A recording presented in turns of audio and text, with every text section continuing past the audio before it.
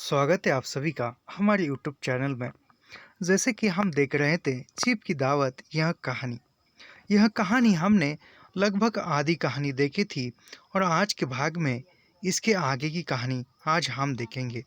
हमने यहाँ तक देखा था कि श्यामनाथ जो था श्यामनाथ जो चीप जो भी मेहमान थे उनको लेकर बड़ा मदे में आ रहा है और उसकी जो माँ है वह कुर्सी के ऊपर पैर रख कर बैठी है। यहाँ तक कहानी हमने देखी थी। इसके आगे की कहानी इस भाग में देखेंगे। और सिर दाएं से बाएं और बाएं से दाएं झूल रहा था और मुंह में से लगातार गहरे खर्राटे की आवाज़ें आ रही थी। यानी श्यामनाथ की जो माँ है वह बैठे बैठे ही चेयर पर सो गई थी और खर्राटे की आवाज़ आ रही थी। जिस बात का श्यामनाथ को डर था वही बात हो रही थी। जब सिर कुछ देर से लिए टेढ़ा होकर एक तरफ को थम जाता तो खर्राटे और भी गहरे हो जाते और फिर झटके से नींद टूटती तो सिर फिर दाएं से बाएं झूलने लगता। पल्ला सिर पर से खिसक आया था और माँ के सरे हुए बाल आधे गंजे सिर पर अस्त व्यस्त बिखर रहे थे। यानी नींद के कारण वह सिर यहाँ वहाँ घूम रहा था और ऐसे ही वह सिर नीचे आया तो वह नींद टूट रही थी।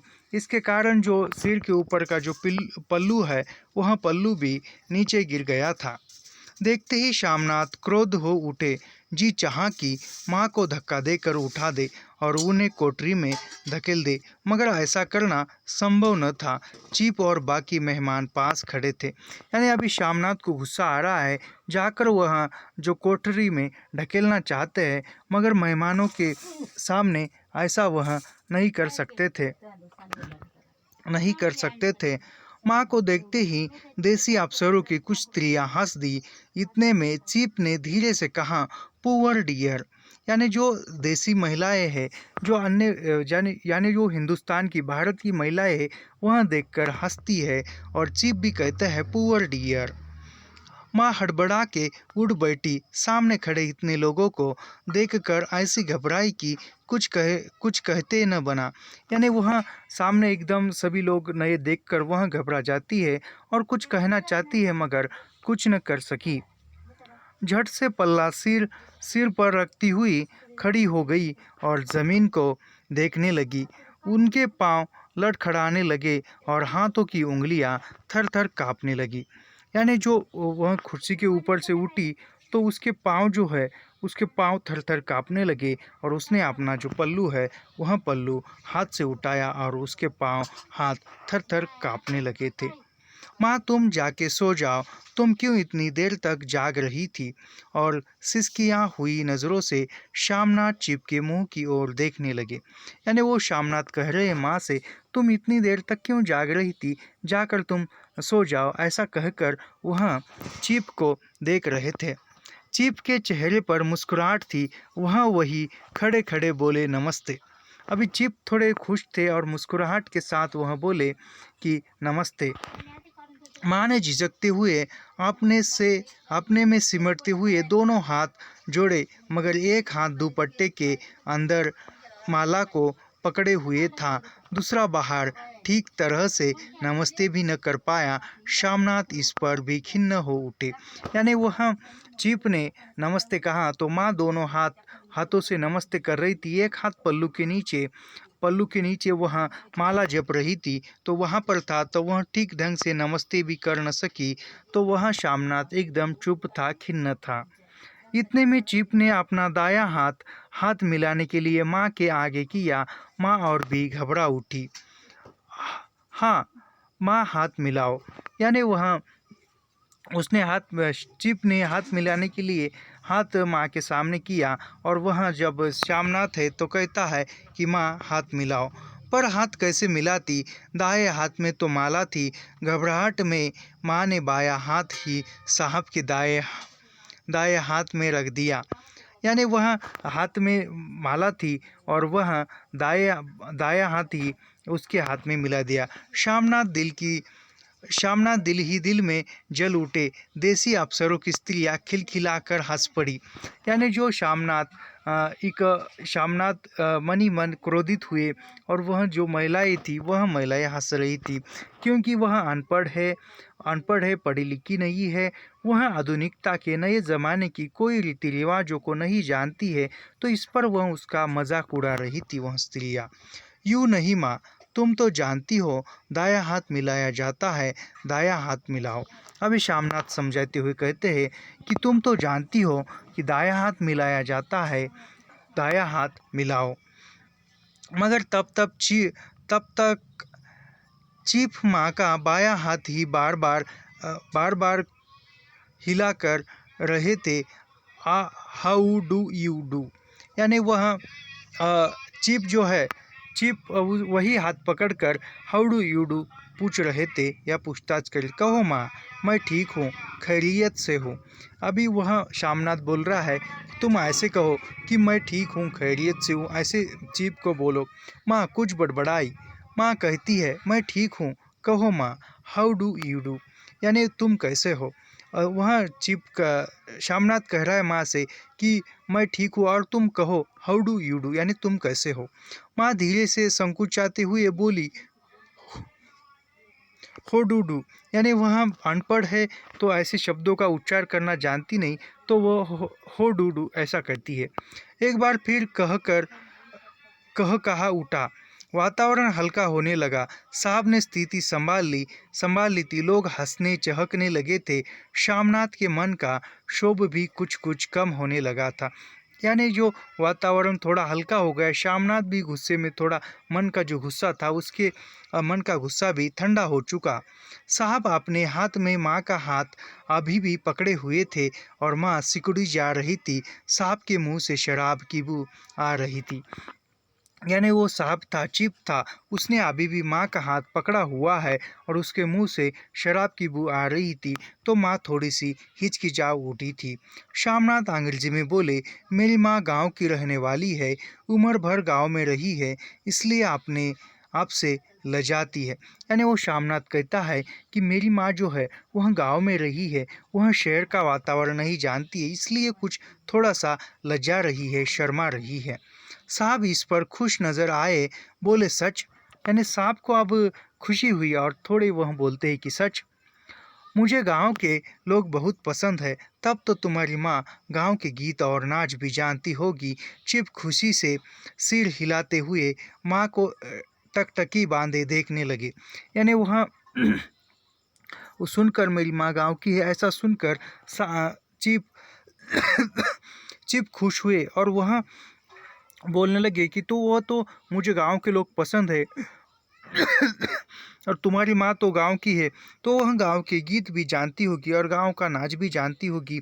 यह कहकर वह एक टक के वो माँ की तरफ देखने लगे। माँ साहब कहते हैं कोई गाना सुनाओ, कोई पुराना गीत, तुम्हें तो कितने ही याद होंगे। अभी वह शामनाथ कह रहा है कि माँ तुम कोई तो गीत सुनाओ, साहब सुनना चाहते हैं, तुम्हें तो गीत याद ही होंगे।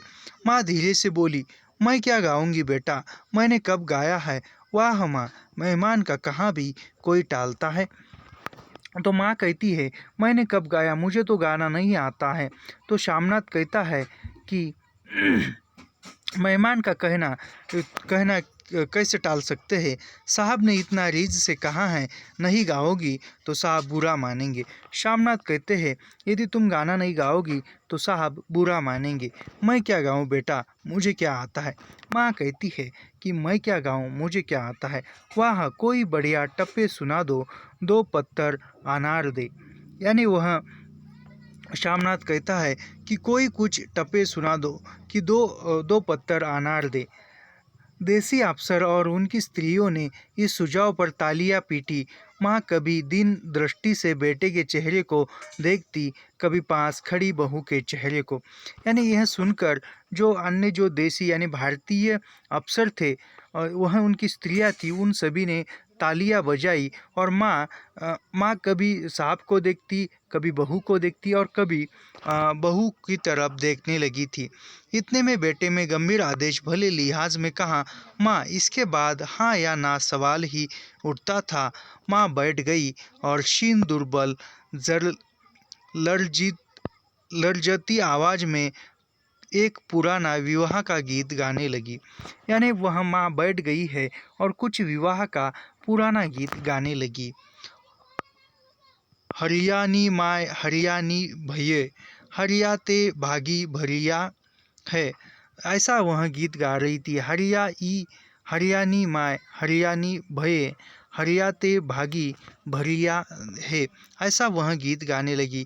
देसी स्त्रियाँ खिलखिला के हंस उठी। 3 पंक्तियाँ गा के माँ चुप हो गई।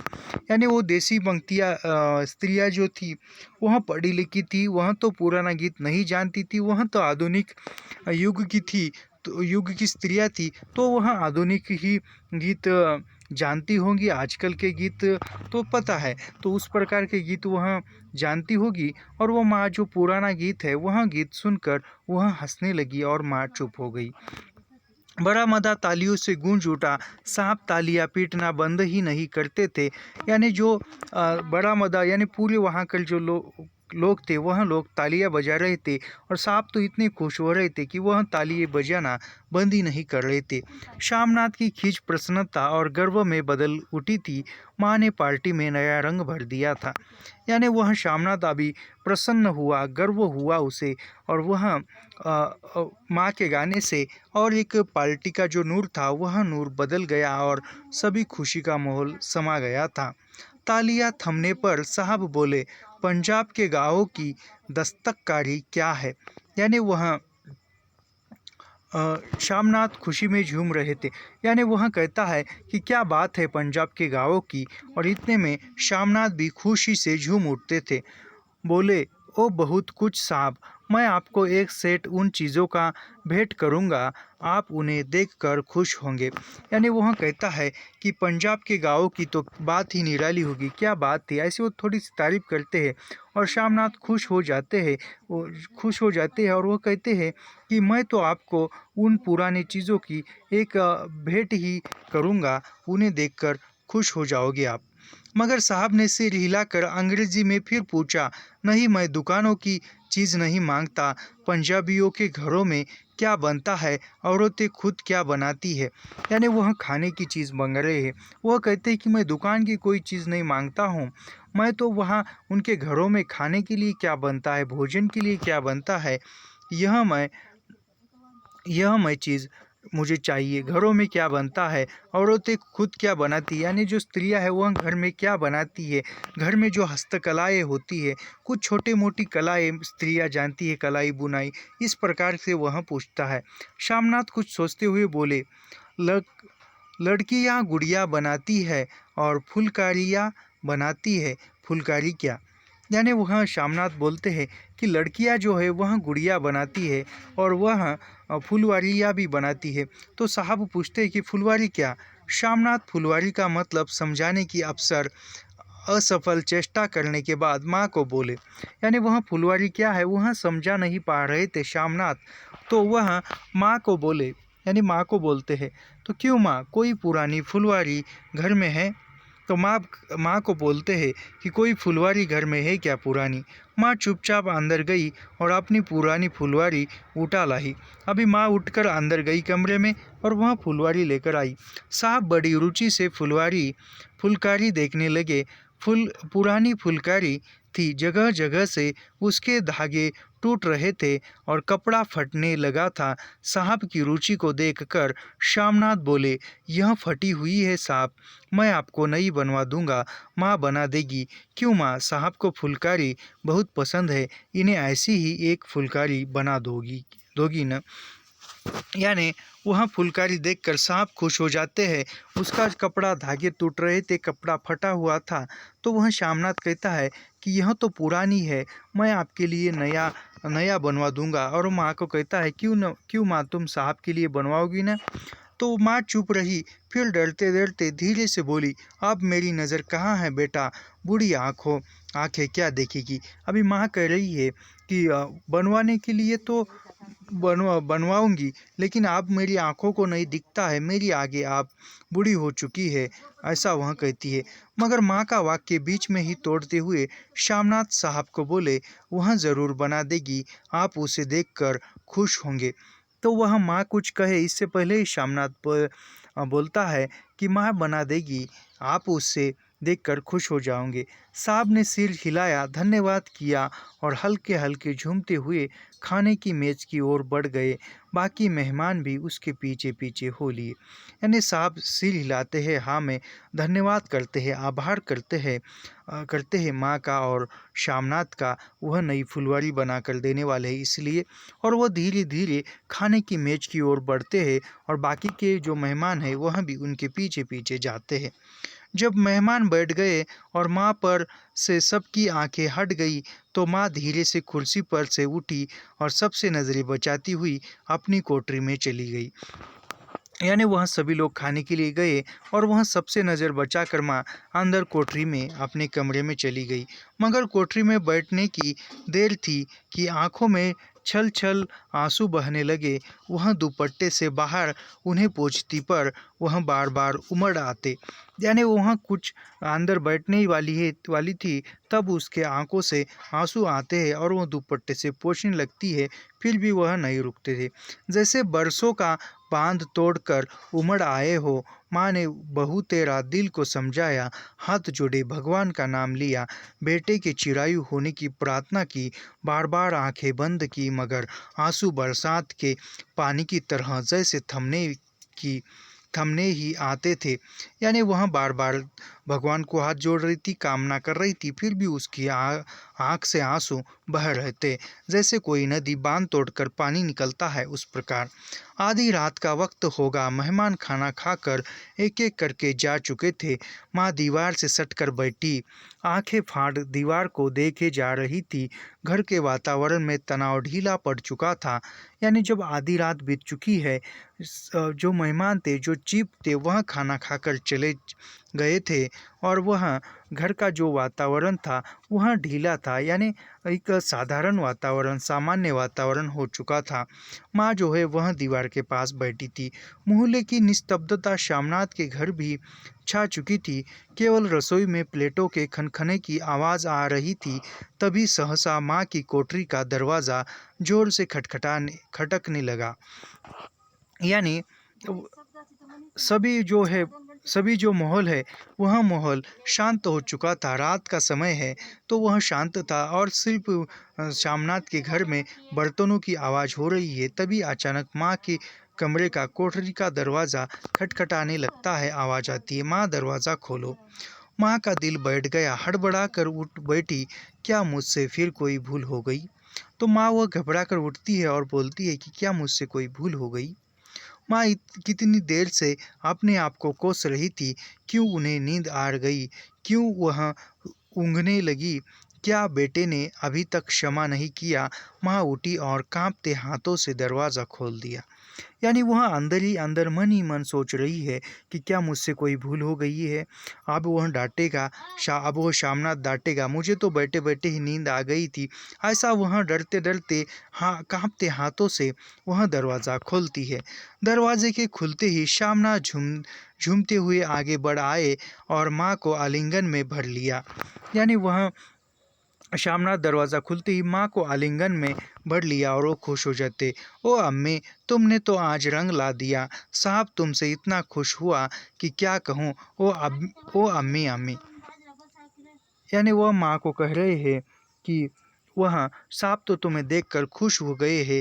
ओ अम्मी अम्मी, यानी अभी श्यामनाथ भी खुश हो गया है। श्यामनाथ को जो भी साहब आने से पहले जो भी मन में विचार आ रहे थे वह सभी विचार सकारात्मक में बदल गए थे। माँ की छोटी सी काया सिमट कर बेटे के आलिंगन में छिप गई। माँ की आंखों में फिर आंसू आ गए। उन्हें पोंछती हुई धीरे से बोली, बेटा तुम मुझे हरिद्वार भेज दो, मैं कब से कह रही थी कह रही हूँ। यानी वह माँ बेटे के आलिंगन में छुप सी गई थी और वह आंखों में आंसू आ गए थे और वह आंखों के आंसू रोकते हुए पोंछती हुई कहती है कि बेटा, मैं तो कब से कह रही हूँ कि मुझे तुम हरिद्वार भेजो। शामनाथ का झूमना सहसा बंद हो गया और उनकी परेशानी पर फिर तनाव के बल चढ़ने लगे। उनकी बाहें माँ के शरीर पर से हट आई। यानी वह शामनाथ था। वह आलिंगन से दूर हो गया और वह फिर तनाव में बह चुका था। क्या कहा माँ, यह कौन सा राग तुमने फिर छेड़ दिया? अभी वह माँ को कहता है कि तुमने आप कौन सा राग छेड़ दिया। शामनाथ का क्रोध बढ़ने लगा था। बोलते गए, तुम मुझे बदनाम करना चाहती हो ताकि दुनिया कहे कि बेटा माँ को आपने पास नहीं रख सकता। यानी वह शामनाथ कहता है कि तुम मुझे बदनाम कहना चाहती हो, हरिद्वार जाओगी तो लोग समझेंगे कि इसने तो बूढ़ी माँ को घर से बाहर निकाला है, ऐसा लोग कहेंगे। ऐसा शामनाथ कहते हैं। अभी हमारी थोड़ी सी कहानी है और आज हम इसको समाप्त करेंगे। तुम चली जाओगी तो फुलकारी कौन बनाएगा? साहब से तुम्हारे सामने की फुलकारी देने का इकरार किया है। तो वह कहता है तुम हरिद्वार जाओगी तो साहब के लिए फुलकारी कौन बनाएगा? ऐसा वह कहता है। मेरी आंखें अब नहीं है बेटा जो फुलकारी बना सकूं, तुम कहीं और से बनवा लो, बनी बनाई ले लो।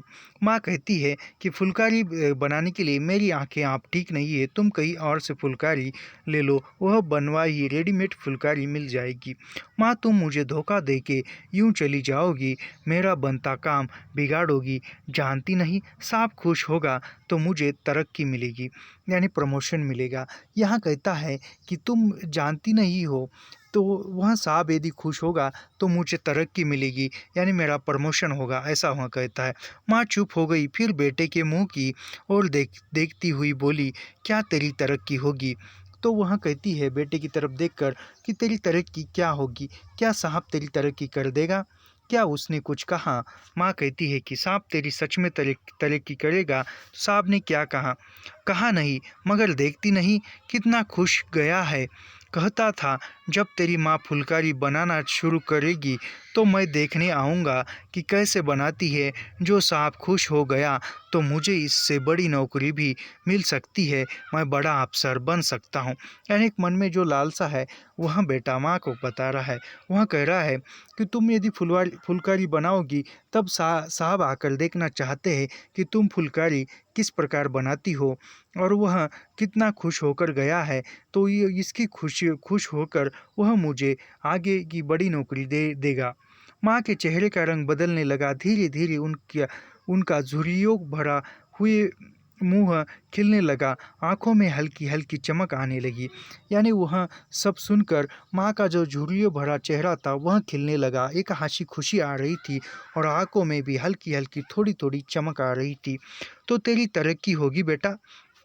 माँ प्रश्न करती है। क्या तेरी तेरी सच में तरक्की होगी? तरक्की यूं ही हो जाएगी, साहब को खुश रखूंगा तो कुछ करेगा, वरना उसकी खिदमत करने वाले और थोड़े हैं। वह कहता है कि वह ज़रूर करेगा, क्योंकि खुश रखूंगा तो वह मेरी तरक्की करेगा, नहीं तो मुझसे भी उसको खुश रखने वाले बहुत हैं। तो मैं बना दूंगी बेटा, जैसे बन पड़ेगा बना दूंगी। यानी माँ कहती है कि जैसे भी बनती है वैसे मैं बनवाऊंगी। और माँ दिल ही दिल में फिर बेटे के उज्जवल भविष्य की कामनाएं करने लगी। और मिस्टर शामनाथ, अब सो जाओ, माँ कहते हुए तनिक लड़खड़ाते हुए अपने कमरे की ओर घूम गए। यानी वह शामनाथ कहते हैं कि माँ तुम आप सो जाओ, ऐसा कहकर वह सो जाते हैं। यानी शरीर मिटने चुका है, फिर भी बेटे के तरक्की के लिए वह जूझने को तैयार है। इस प्रकार यहाँ कहानी समाप्त होती है। जैसे कि इस कहानी में भीष्म साहनी जी ने वृद्ध विमर्श और आधुनिकता, इस दोनों में जो प्रासंगिकता है उसको दर्शाया है। तो ऐसे ही नेट, जेआरएफ, सेट नेट तथा जेआरएफ, इन परीक्षाओं की तैयारी करने के लिए हमारे चैनल से जुड़ी रहिए। तो चैनल को सब्सक्राइब कीजिए, लाइक कीजिए और शेयर करना मत भूलिए। मिलते हैं अगले वीडियो में। धन्यवाद।